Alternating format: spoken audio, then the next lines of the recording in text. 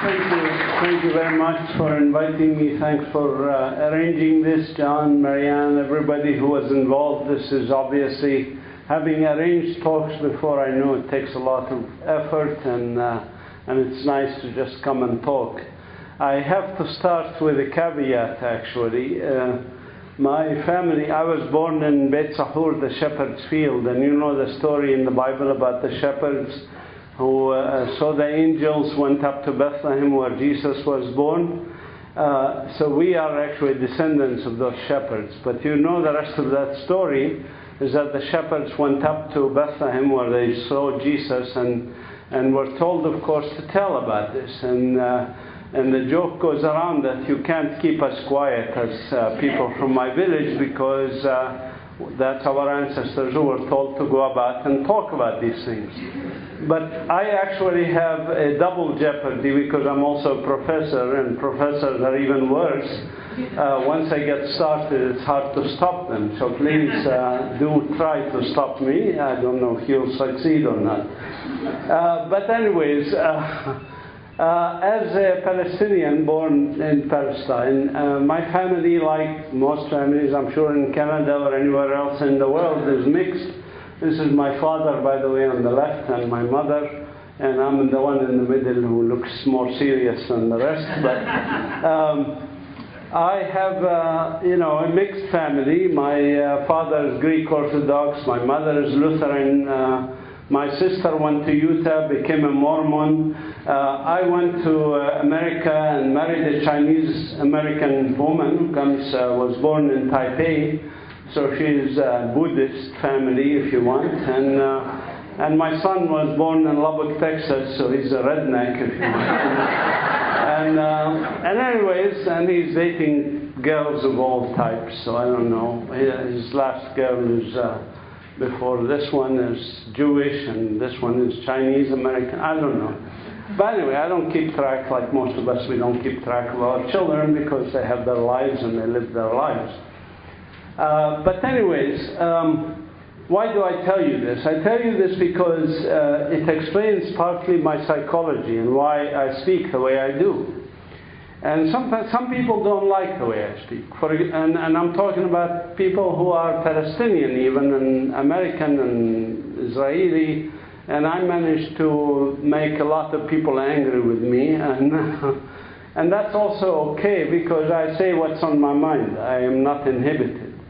Again, because of this heritage that we have to talk.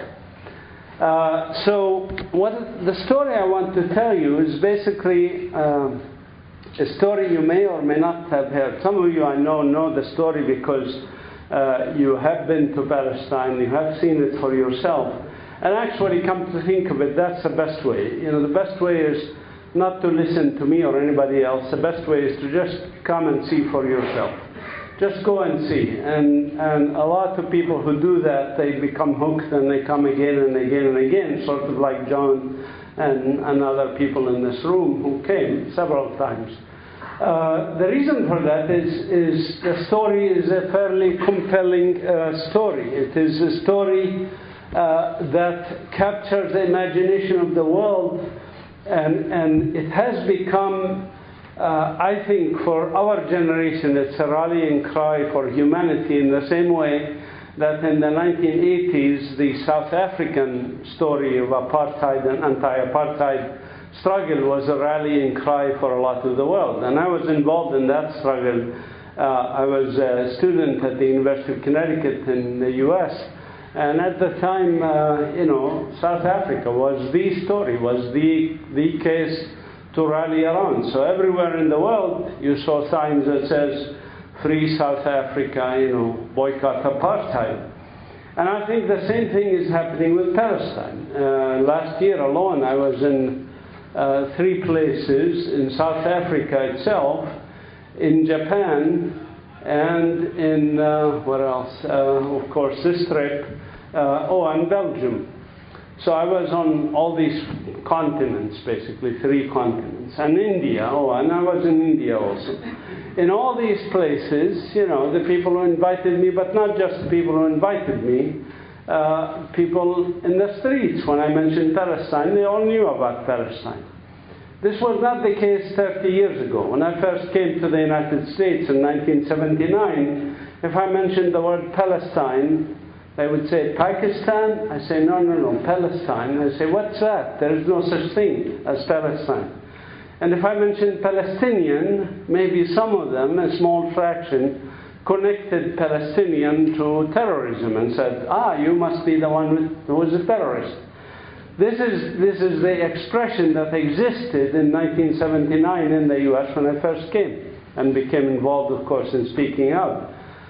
Things have changed now. Now in the US I go speak and I say Palestine or Palestinian. Everybody knows what that is and everybody knows what's going on. Even if it's a superficial knowledge or at some level maybe even distorted knowledge, but they knew a little bit more than they did in that time. Now, my thought is, why has Palestine become such a rallying cry? Why is it that the World Social Forum in Brazil, for example, where tens of thousands of people attended, Palestinian flags were everywhere? Why is it that when I went to the slums of, in Mumbai, which was called Bombay before, you saw Palestinian knowledge and Palestinian interest among even the people who barely have enough to eat. Many of them are living on the streets. The so-called lower castes or untouchables, as they call them in some cases. This is amazing. And I think the answer is rather obvious. That the struggles around the world are all connected. And that we as human beings sometimes see a particular struggle as emblematic, as a poster boy, if you want, of those struggles that pit people who are privileged, very rich, wealthy people, who are billionaires, against the vast majority of people. And say, this is very unfair, and we have to do something about it. So I think that's part of the reason why the Palestinian struggle has taken a center stage now, because it's actually one of the last struggles that remains where there's such a structured system of oppression operating on very large scale. And I just want to show you a glimpse of this. I set the stage by speaking in such a fashion because I think you will see why in the end I am very optimistic about the future, and I'm optimistic about our humanity and fellow humans and what they do.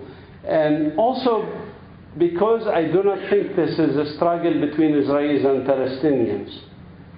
I hate that concept, there's an Israeli-Palestinian conflict. No, I'm sorry, there is no Israeli-Palestinian conflict. There is an oppression, and in South Africa it was not a white-black conflict. There were whites and blacks who supported apartheid and whites and blacks who opposed apartheid. It is not an Israeli-Palestinian struggle or conflict. It is also nothing to do with religions, Jewish, Christian, Muslim, as some people would like you to believe. Some people would like you to believe it has to do with Judaism, for example, and needs of Jews for a homeland in Palestine, etc. This has nothing to do with that. And let me explain why. If we look at Palestine historically, what is Palestine? Palestine is the western part of the Fertile Crescent. That's where people went from being hunter-gatherers to being agricultural communities. The first humans who settled, who stopped being hunter-gatherers and became agricultural communities, this happened in this Fertile Crescent.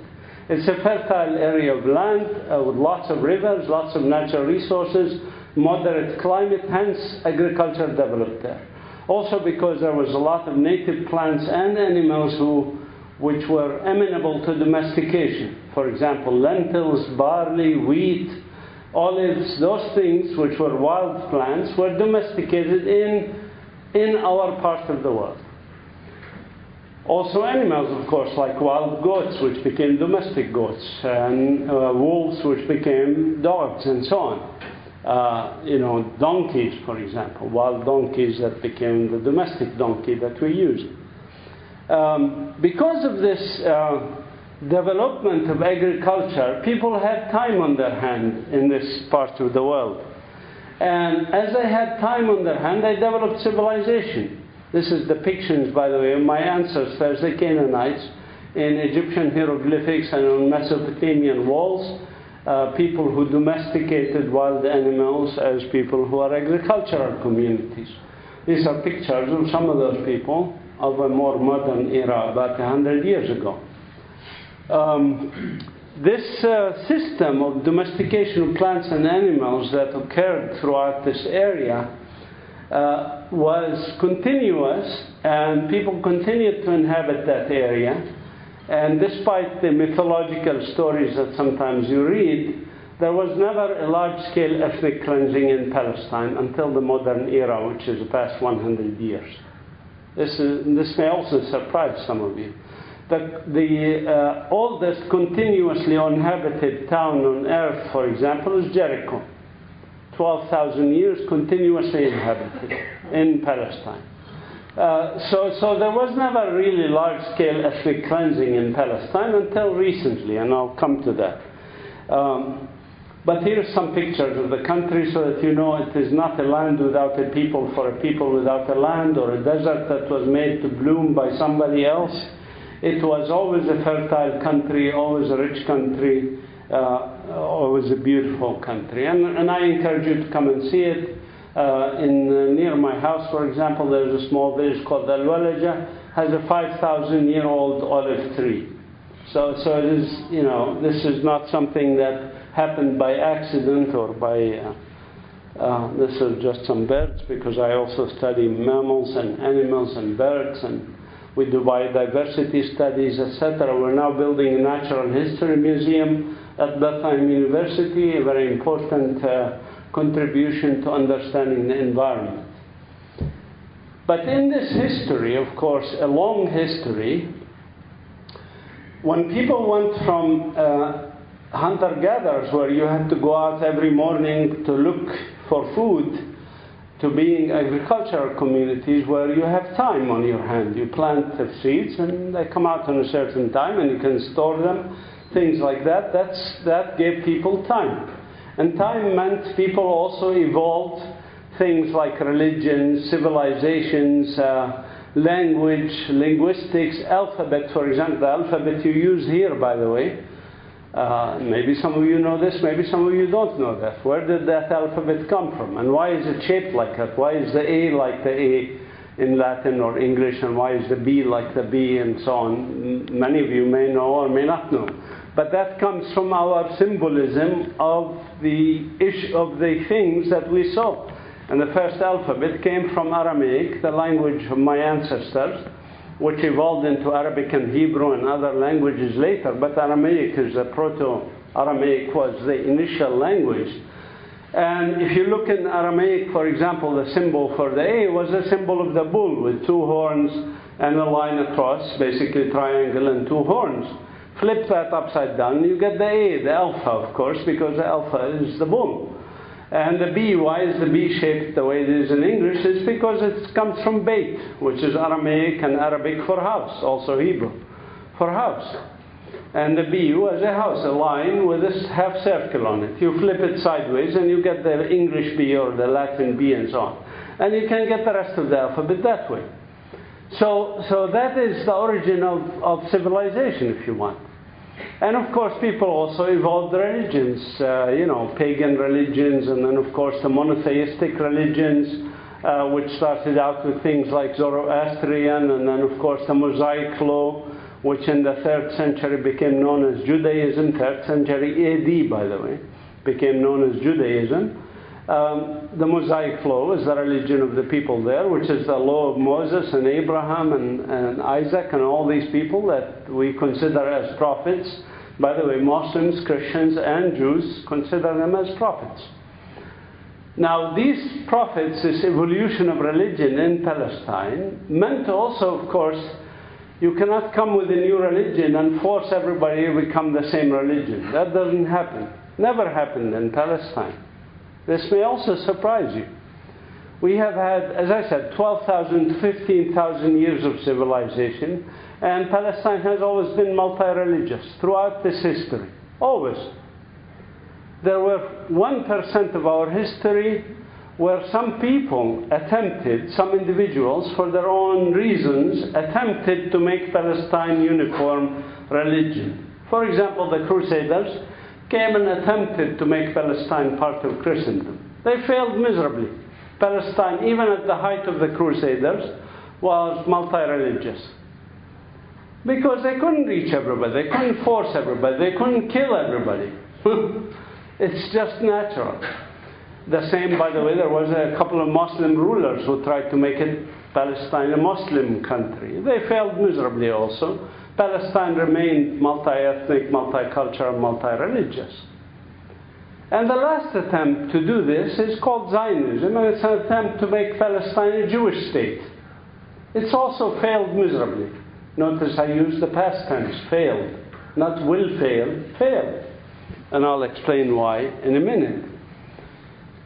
What is the origin of this idea of Zionism? The origin of this idea is not even in the Middle East. It's not I don't like even to use the term Middle East because that's a European term, colonial term. It is Western Asia. The origin of this is not in Western Asia, it is in Europe. And it's a notion that Jews in Europe are discriminated against. Let's take this image of discrimination and change it to this image of empowerment, strength, self-reliance, right?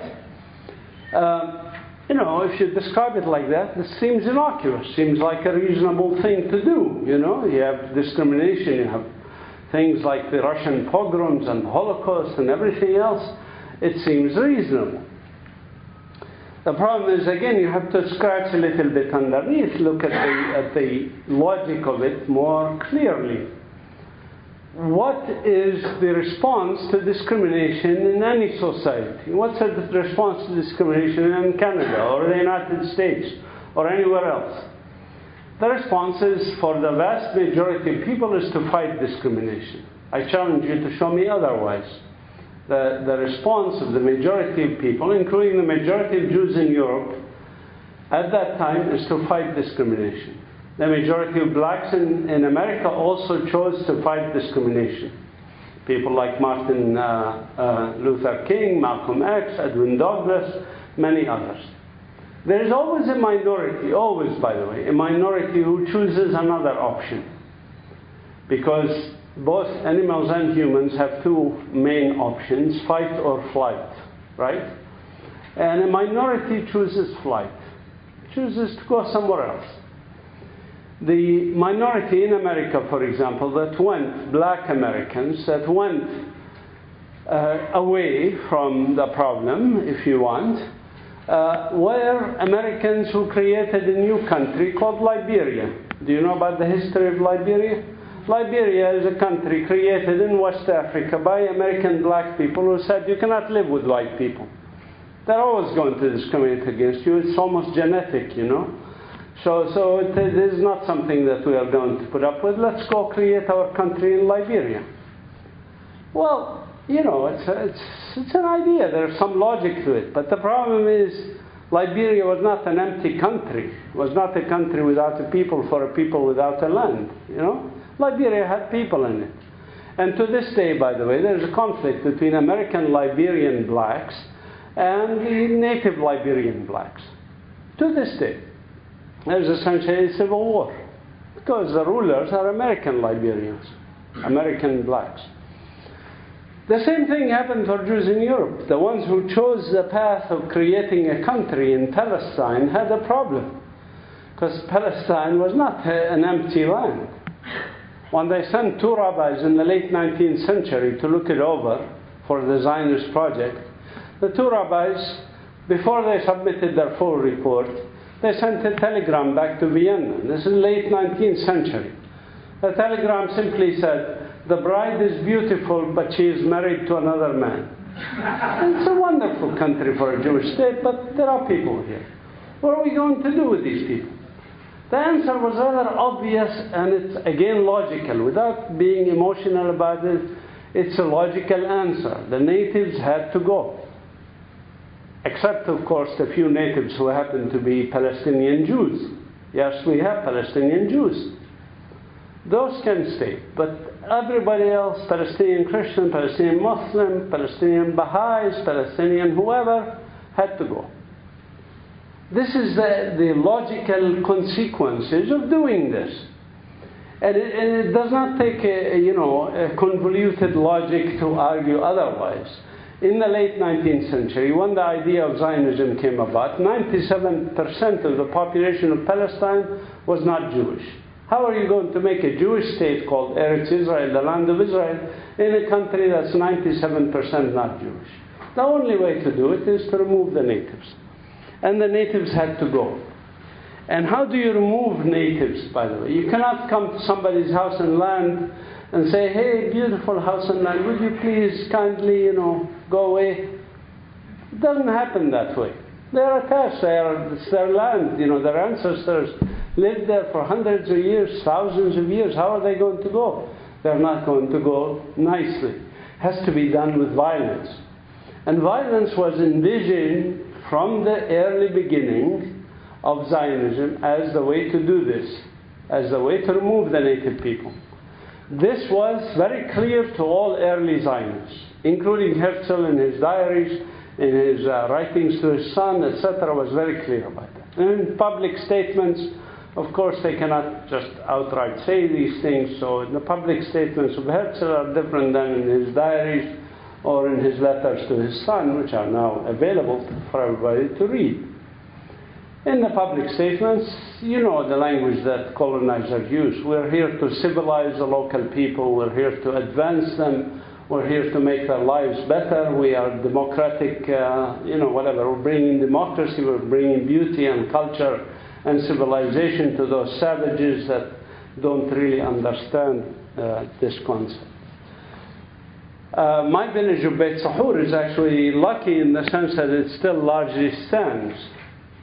The church I was baptized in is on the upper right-hand corner. The mosque is right next to it.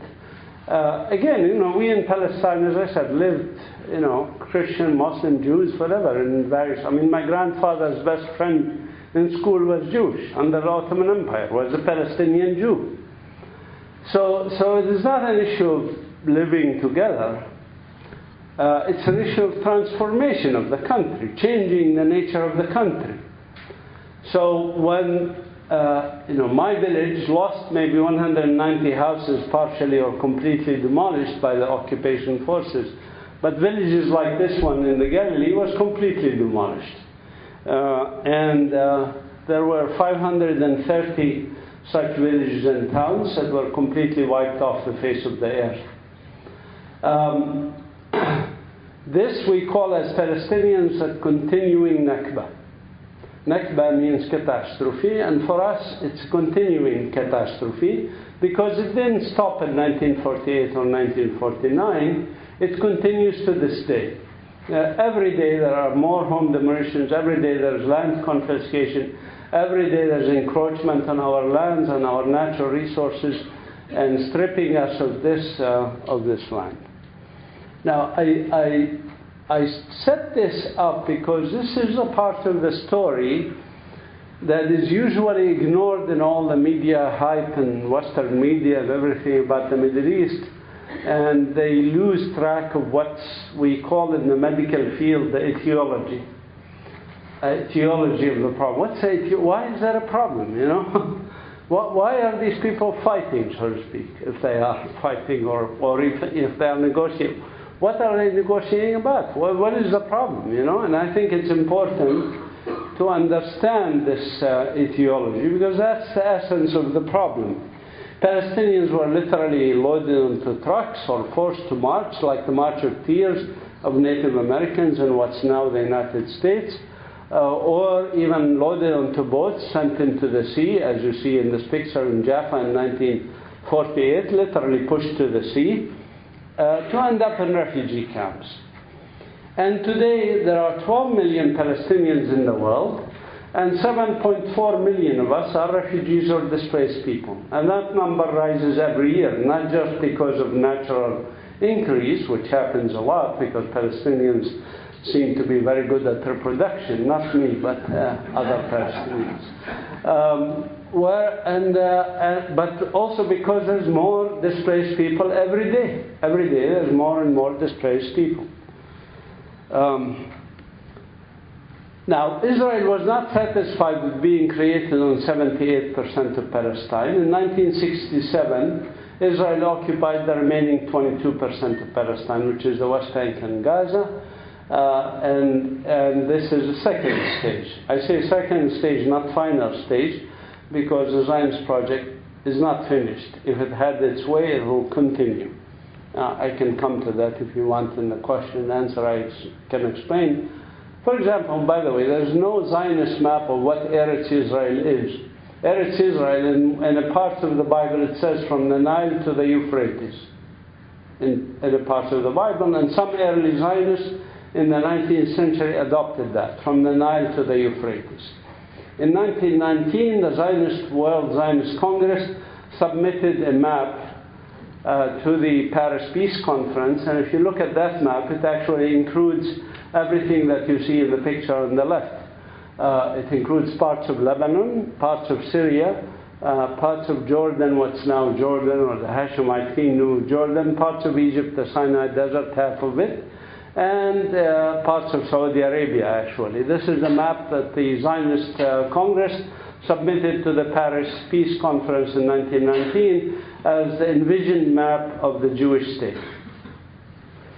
And since that map, I don't know of any other map that was available where Zionists can tell me, that the World Zionist Congress have adopted as a map. I challenge anybody to show me a World Zionist Congress or World Zionist organization that adopted a particular map. Now, there are factions within Israel that adopted certain maps. I showed you in the picture just a few minutes ago with one Zionist faction in 1920s, this map here. This was the 1920s from a small faction of the Zionist movement at the time. It includes Palestine and what's today Jordan. So different factions may have come up with their own map, so to speak, later, but the World Zionist umbrella organization has never deviated from the 1919 map that I know of.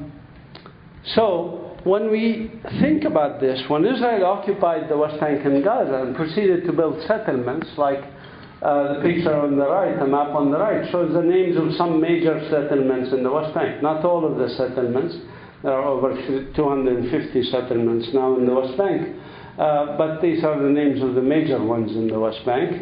There's actually over 650,000 Israeli Jews who are living on Palestinian lands in these Jewish-only colonies or Jewish-only settlements in the West Bank. This is what one of them looks like. In 1997, this is the one closest to my home and the one that took some land from my relatives. This is what it looked like on the top in 1997 and what it looks like today at the bottom. These settlements, if we look around Bethlehem, for example, there are nearly 24 settlements and a couple of dozen what they call outposts, which are settlements in the making or small settlements. The outposts and the settlements in the Bethlehem district already control 87% of the district of Bethlehem. And we are reduced basically to develop only on 13% of the district of Bethlehem. And of course, their settlements and so forth are on the best lands of the West Bank. By the way, that's the reason they built these settlements where they are. So when some people say, well, Israel can withdraw from most of the West Bank, leaving, by annexing the major settlement blocks that house some 80 to 85% of the settlers. They say this sometimes. Okay, we can withdraw, but we can leave 80-85% of the settlers in the West Bank. But where are these 85% of the settlers? And why were they moved there to begin with? Why are the settlers, for example, in Bethlehem, if you look at this map, why are the blue are the settlements, why are they mostly in the western part of Bethlehem? Why not in the eastern part of Bethlehem? The reason is because the eastern part of Bethlehem is arid regions, whereas the western part is where the water resources are. So the natural resources are the critical element of why the settlements ended up where they are. So you cannot really leave them and give the Palestinians any fair access to the natural resources. That's why they were built where they were built. And of course, Israel is building walls around these settlements, around these Palestinian communities that remain, like Bethlehem, as I said, 13% what's left in Bethlehem. You can see the map of the wall around Jerusalem as Israel envisions it. If you look at this and think of it, why it's structured that way, it's to basically ensure that Palestinians only can develop to the eastern part, to the desert regions, the Judean desert, for example. And that's why they are like that. The wall also isolates, as I said, the Palestinian communities that are on that side of the wall, and it destroys the access of people like my relatives to their lands and their natural resources on the other side. This to destroy our economy, basically make life so difficult for us that we have to leave. This is a wall that is, for example, in the Azariya Abu Dis area, which cuts Palestinian streets at 90-degree angles. For those who claim the wall is about security, they have to explain to me why these Palestinians are less dangerous than these Palestinians, you know. And by the way, also there are Israelis on both sides of the wall, there are Palestinians on both sides of the wall. For example, in Bethlehem, you can see some blue there on the so-called Palestinian side of the wall. Actually, that blue there, Tekoa and El David settlements, are where Avigdor Lieberman has a house. As a Palestinian from Bethlehem, I don't have to cross a wall to go visit my neighbor, Avi. Right? So certainly, if a Palestinian wants to do harm, they can do harm without crossing any walls. It is not the issue that the wall is about security or whatever. It's about destroying our economy, our livelihoods, our structures.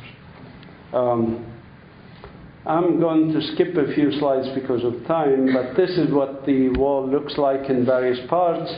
In order to build the wall, which is still ongoing, it's now 70% complete. Israel projects it will be 760 kilometers long when it's finished. And it has already uprooted over 1.5 million trees to build this wall structure. Some of these trees are over 2,000 years old, like these olive trees on the top. And Israel is doing, in this continuing Nakba that I explained about, Israel continues to demolish Palestinian homes even as we speak. Even last week, Israel destroyed Palestinian homes in the Jordan Valley, for example. So there's a continuing attempt to remove the native Palestinians from their land. This is not stopped. There's a village, for example, in the Negev. These are, by the way, Israeli citizens. They technically have Israeli citizenship, unlike me from the West Bank who don't have an Israeli citizenship. These people technically have Israeli citizenship, but they are discriminated against. Israel wanted to destroy their villages, and Israeli government said they want to consolidate them into 3 or 4 areas that are concentration areas for the Bedouin of the Negev. This is the term they used. Concentration areas for, I don't know who's advising them on public relations, but it's not a term you should use in this context. So they want to concentrate, they want to destroy their villages and move them to these concentration areas, fine. The villagers reject, of course. So they continue to exist. So Israel comes and demolishes their homes, and they do it again and again. This particular village called Al-Araqib should go in the Guinness Book of World Records, because it's 66 times that the Israeli authorities demolished the town, and the villagers, the Bedouins of the Negev, continue to rebuild their places there. So historically what happened in Palestine is a shrinkage of the area that's allocated to us, the Palestinians, the native Palestinians, an expansion of the area that was allocated to the Jewish state. What the Zionist Project calls, we need maximum geography with minimum demography. Maximum geography for a Jewish state with the minimum number of Palestinians who come with this state. By the way, this map, how did it come about? You've seen it probably on some cards and other places. This came to me and my son when we saw this map. This was about when he was in high school, and he saw this map in one of the books, and he showed it to me, and I said, we should make a map like this for Palestine. So that's where the origin of that shrinking map of Palestine came from, is from the shrinking map of the U.S. for Native Americans, where they ended up in reservations. And you in Canada, of course, are familiar with that story. But in any ways, in South Africa, which has similarities and differences, I don't want to spend too much time, I can talk about that if you're interested, with the issue of Palestine. But in South Africa, the blacks were relegated to something called Bantustans, and the Bantustans occupied about 12% of the land mass of South Africa. In the case of Palestine, by the way, I calculated that if you add all the remaining land that Palestinians can actually live on and build houses on, it includes the Palestinians in the Galilee, the Palestinians in the West Bank, including East Jerusalem, the Palestinians in the Negev, Naqab, and the Gaza Strip, which is another story I won't get into too much, but it's like the biggest concentration camp on earth, 1.5 million people. 1 million of them are refugees from 1948. And it's an arid region with very limited resources.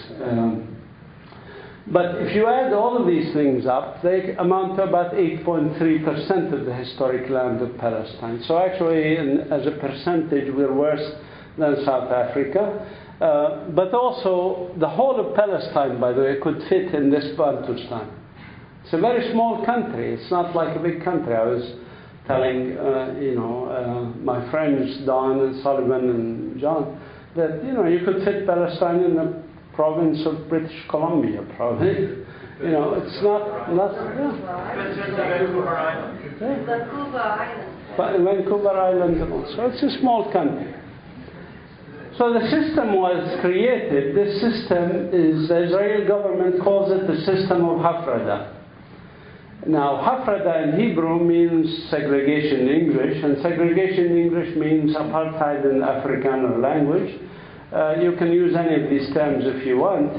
I prefer to use apartheid. Why? Because there's an international convention on this crime. There's actually a legal ramification for this system. This international convention against the crime of apartheid is very, very specific and very clear, and you should read it. You don't have to be a lawyer, by the way, to understand that the system that we have is a system of apartheid. We have apartheid at every level of our society. I don't have time to tell you all the symptoms of apartheid. It's like having cancer. You can get symptoms like skin rash, headaches, whatever, vomiting, etc. But the symptoms are many, hundreds. We have apartheid, for example, in transportation, where I as a Palestinian from Bethlehem, cannot go to Jerusalem, which is only 5 miles away. I was a high school teacher actually in Jerusalem at one point, and I cannot visit my own city by Israeli law, as most Palestinians are not allowed into the holy city. I cannot even enter Jerusalem with my American passport, believe it or not. I'm a US citizen, but I'm not allowed to enter Jerusalem with my American passport. Why? Because I'm Palestinian. Whereas an American Jew, for example, or a Canadian Jew who has never set foot in the country before, or who even somebody who converts to Judaism in America or Canada, can not only go to Jerusalem, but they can land in Tel Aviv, drive to Jerusalem in half an hour, 45 minutes, can get automatic citizenship upon entry, by the way. Upon entry, they can get automatic citizenship. And they can be moved directly by the Ministry of Absorption, as it's called, directly into an Israeli settlement in East Jerusalem or Bethlehem or anywhere else. And they can get free, subsidies for their land, for the houses. That Israel subsidizes these settlements, and can also move freely around. They can go through Jerusalem to Bethlehem, to Ramallah, to wherever they want to. Why? Because they are Jewish, and I'm not Jewish. This is the nature of the system that exists in Palestine today.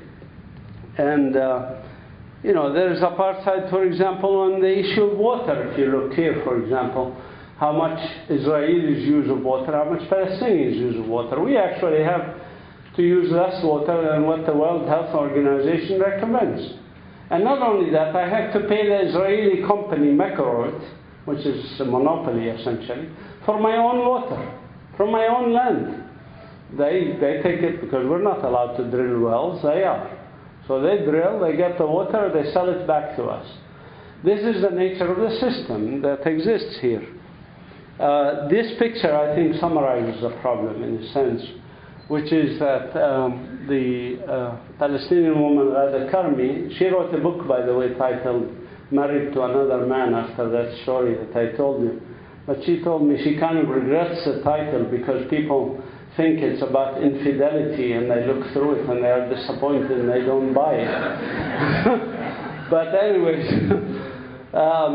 and then her friend Eve Siegel, who's an American nurse who has a sign, you can read the signs, but it's very obvious what we have here. We have a problem, we have an issue. And the issue, by the way, is not the occupation of 1967. It is not the issue that the Palestinians need to raise their own flag with certain colors different from the Israeli flag. To me, that's not the issue. That's not the really underlying problem here. Or the name of the country, for that matter. For me, you can call it Zoroastan or whatever you want to call it. But the issue is discrimination and racism. And you have to correct this injustice and allow for equality. And that's what Palestinians have been calling for all along. So, because of that, we have called on you to join us in a campaign similar to the campaign that helped end apartheid in South Africa, and that's a campaign of boycott, divestment, sanctions, BDS. And this campaign is growing very rapidly, and you can check out this website if you're interested, bdsmovement.net. And I urge you to do it because it's a very important and civil way, civilian way, non-violent way that you can participate and you can help us. Now, when I say you can help us, what is it that we Palestinians have been doing? And I'm going to take just 5 or 10 minutes to tell you about this because I mentioned the etiology, the diagnosis. To me, as a medical geneticist, I also speak about therapy, of course. What is the treatment? What is the therapy? And so the therapy, I wrote this book about it called Popular Resistance in Palestine, A History of Hope and Empowerment. It's resistance. Resistance is natural and expected in situations of injustice, especially in situations where you have colonial, anti-colonial struggles. It is very natural. It is almost as natural as breathing. Because if somebody comes and clears you out of your home at a gunpoint, you resist. Now, the nature of resistance, of course, can take many tactics. And depending on your background, some of you may resist violently, some of you may resist non-violently, whatever. But that's your background. And most resistance in anti-colonial struggle happens by non-violent methods. This may also surprise you, but that's the way it is. Because of human nature, not every, body is inclined to go pick up arms. Most people are not. Most people do not resist by picking up arms. So how do they resist? What's the nature of this resistance? So I wrote this book about it. And in this book, I kind of summarized some examples, because obviously in one book, you cannot cover a lot of the history of popular resistance.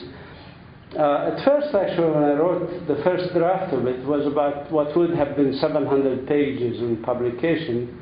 The editor at Pluto Press said, oh, we cannot publish like that. You have to have a maximum of 300 pages. So I had to remove 400 pages of it and submit it to him. But even when it was 700 pages, it was still touching the tip of the iceberg of Palestinian resistance. Because we're talking about over 100 years. I mentioned Zionism started in the late 19th century, so we're talking 120, 130 years of resistance. To summarize 130 years history in a few hundred pages is difficult.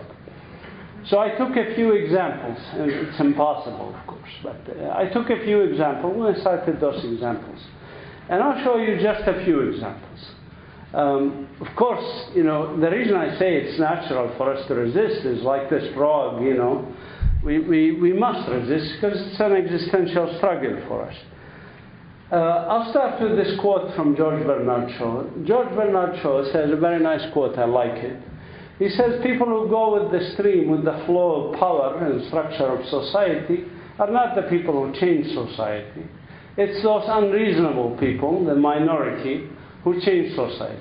That's why we got civil rights in the US, for example. That's how we got, you know, the woman's right to vote in most of the world, and only in the 1920s, in the Western civilized world, if you want. And on and on. You know, we can list hundreds of examples. Well, the minority people, the unreasonable people, Martin Luther King, Malcolm X, etc., are the ones who change society. And we Palestinians have a lot of these unreasonable people. Starting from the 19th century, when these two gentlemen, for example, led nonviolent demonstrations against the Ottoman Empire's support of Zionism, and they actually succeeded. The Ottoman Empire finally switched course and stopped supporting Zionism, and the Zionist movement had to move its headquarters from Vienna to London to start working on the British Empire to get them to finally get the Balfour Declaration, which happened 13 years later in 1917. And then, of course, the British came and occupied Palestine in 1918, a year after the Balfour Declaration. And the British, when they occupied Palestine, the Palestinians resisted. They resisted the British occupation, and they resisted the Zionist project in Palestine. We had 3 uprisings under British rule. The British ruled us for 30 years. We had an uprising in 1920, we had an uprising in 1929, and we had an uprising in 1936. On average, by the way, in the past 130 years, we had an uprising every 10 years. On average, it goes, you know, as social movements are, they don't go in a straight line. You get these waves or movements. So we got about 14 waves of uprisings. We call them intifada in Arabic. Intifada is like a shaking off or attempt to shake off the occupation, the oppression. These women, for example, in the 1929 uprising, which was largely non-violent uprising, vast majority of Palestinians engaged in non-violent resistance. These women, for example, led an uprising that's non-violent. And they, for example, protested the British occupation by doing even novel things. Like, for example, these women led the first demonstration in human history that used automobiles, cars, in demonstration. In October 1929, these women managed to gather 120 cars, difficult task in 1929, brought some of them from as far as Nazareth and Haifa and Jaffa, brought them to Jerusalem, going down the old streets of Jerusalem, and these women were beeping the horns, making a lot of fuss, attracting the attention of the British media even. They also wrote letters to the editor in British newspapers, another form of resistance. Non-violent resistance or popular resistance. And I could go on and on, of course, but time, you know, is short. I just cite a couple of examples. But by the way, the woman who's in the white hat there on the left, her name is Mazin Qumsiyeh. She wrote a book called The Arab Woman and the Palestine Problem, published in 1937. It's the first and still the Bible of Palestinian feminist movements, if you want. Here's Mazin Qumsiyeh again in the black hat now with some Palestinian religious leaders. Many of them led non-violent demonstrations. Many of them in the 1936 uprising ended up in British jails, as these 6 people were, 2 Christians, 4 Muslim religious leaders. If history was fair, these people would be considered like Desmond Tutu, like Mahatma Gandhi, like Martin Luther King. And of course, for us to exist on our land is a form of resistance. Everything we do on our land is a form of resistance, because the Zionist movement doesn't want us there. So I show you some pictures that maybe some of you do not think of as resistance, but I certainly think of them as resistance, as long as they are done in Palestine and not in another country. So these are pictures of resistance. When these girls are going to school like this in Bethlehem, this was just 10 years ago, that's a form of resistance. My students, when they come to the university today, for example, they take their exams and things like that, they're engaged in resistance because they have to cross checkpoints, they have to drive around settlement blocks, sometimes it takes them a long time. If there's an exam, they have to spend maybe 2 hours on the way to the university in Bethlehem or Beit Zeit, where I teach at the 2 universities and so on. These girls in Hebron were taking their class in the street because the soldier refused to let them go to their classroom. These are all examples of these kinds of things. And, you know, I could, of course, talk for hours about this, and certainly I wrote some examples in a book, but also climbing walls, tearing down walls. By the way, this also shows that the wall is not about security. If thousands of people like this climb the wall and go to Jerusalem to pray, obviously the wall is intended as a hindrance and as an annoyance to the common people, not to the terrorists. They could cross if somebody has a mind, has a will. And even if they cannot cross over it, they can cross under it if they want. They get tunnel. What's the big deal? As Gaza has done many times to get food supplies into Gaza, besieged Gaza. We have also been innovative as Palestinians in calling on you, the international community, to join us in our struggle. And I am proud that my village of Beit Sahour engaged in the non-violent demonstrations, and with the help of international, starting in 1988. That's why we set up the Palestinian Center for Rapprochement Between People. We called it that intentionally. It is not just rapprochement in the sense that we should all sit together, drink tea and Arabic coffee and eat hummus or something like that. It's that we get together and we do something about our convictions. We act together. And we brought also Israelis to join us in the struggle. For example, in 2000, a group of Palestinians and Israelis marched through Beit Sahour to the military camp, even raised, I wasn't there at the time, they raised the Palestinian flag on the military watchtower in the middle of the military camp, which is inside my village of Beit Sahour, Israeli military camp. This showed the power of that. When you have internationals and Israelis, you can see here, Israelis were there, like Gush Shalom, which has that symbol with the Palestinian flag and the Israeli flag and so on. This kind of attempt to change and to bring internationals to Palestine proved very, very successful and very critical. For example, in protecting the Church of Nativity when it was being shelled and people were being killed inside the church, the ISM people, International Solidarity people, at the time, by the way, this was headquarters in my village. And every ISM member came to the village to get training in nonviolent resistance before they went on to wherever they chose to go. So these international people, including, by the way, there were Canadians there. Somebody yesterday or so in Victoria told me that he was at this event, where they entered the Church of Nativity from a back door, sneaked in. They had a diversionary tactic. A group of them went from the front, make a lot of fuss. The military gathered around them. Meanwhile, another group came from behind, entered the church, and then came out, as you see here in this picture, through the main doors to the church, and raising their hands, saying, "Stop shelling the church. You're going to be killing internationals, not just destroying this historic church." This worked.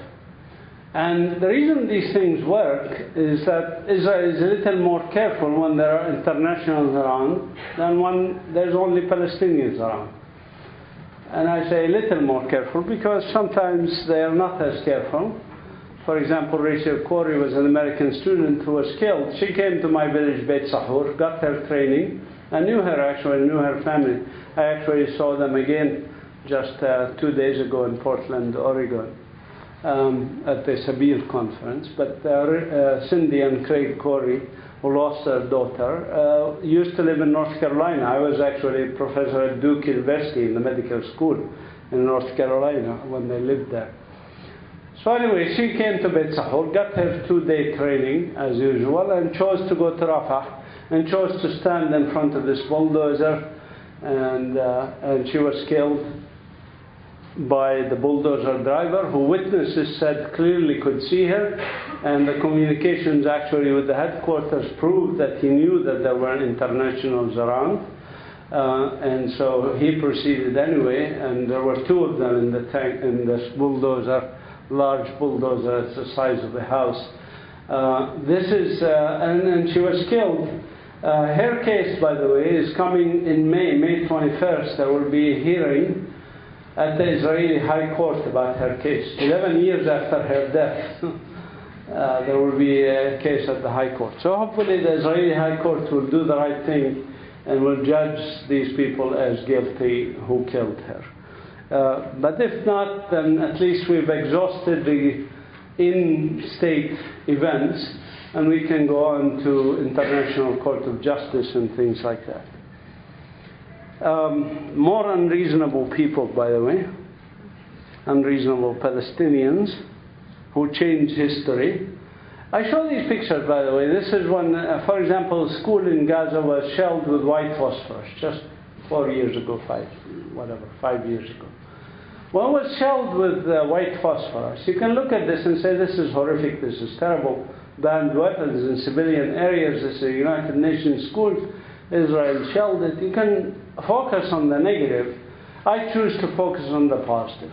And the positive is that these guys who are running here, and we should always think about these guys and ladies and everybody who's living there, not just these politicians, whether Palestinians or Israeli, by the way. They both don't like me anyway. But anyways, we should focus on the people. Because what did these people do? They went the next day. Of course, they buried their dead and they treated their wounded, but they repainted the school and reused the school. This is what we call in Arabic sumud. Sumud is persistence, resilience, being on your land day in and day out despite difficult circumstances, to say the least.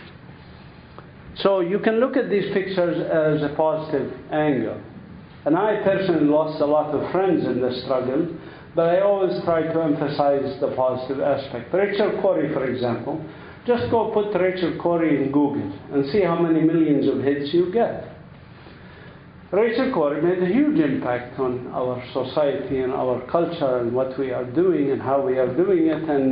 And if the Israelis were thinking that by killing a couple of internationals they're going to scare the internationals into not coming to Palestine, they miscalculated big time, because the number of people who started coming to Palestine after Rachel Corrie was killed increased exponentially. Tens of thousands of internationals have since come.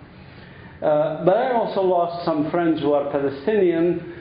This is my friend Basim Abu Rahma from Bil'een, who was shot with a tear gas canister that crushed his heart and killed him on the spot. I went to his funeral and paying condolences to his family. I know his family from before. His sister is Jawahir Abu Rahma, shown in the picture on the right. She was killed 11 months later in the same demonstration, which happens weekly in Bethlehem. And so I lost both of these people that are dear to me. I myself didn't suffer a whole lot, just arrested a few times, a couple of times beaten, but other than that, it's fine. I was even arrested when I simply tried to ride the bus with a group of young people. This is a settler bus. It's not open for Palestinians, of course. Settlers, as I mentioned, they can come from America or anywhere else, get automatic citizenship, live on stolen Palestinian land, but they can also ride these buses, go automatically to Jerusalem. Nobody checks their ID cards. Nobody asks them to have permits to live where they are or anything else. Whereas we have the permit system, a la permit system in South Africa. Most of us do not get permits. So we cannot go to Jerusalem. So we said we're going to try to get to Jerusalem on the settler bus. We call it Palestine Freedom Rider. For those of you who know about the history of the South in the US and the civil rights movement, know why we chose that name. Of course, they dragged us out to the bus and arrested us. I think probably this is enough. Let's open the floor for questions. Thank you very much for your attention.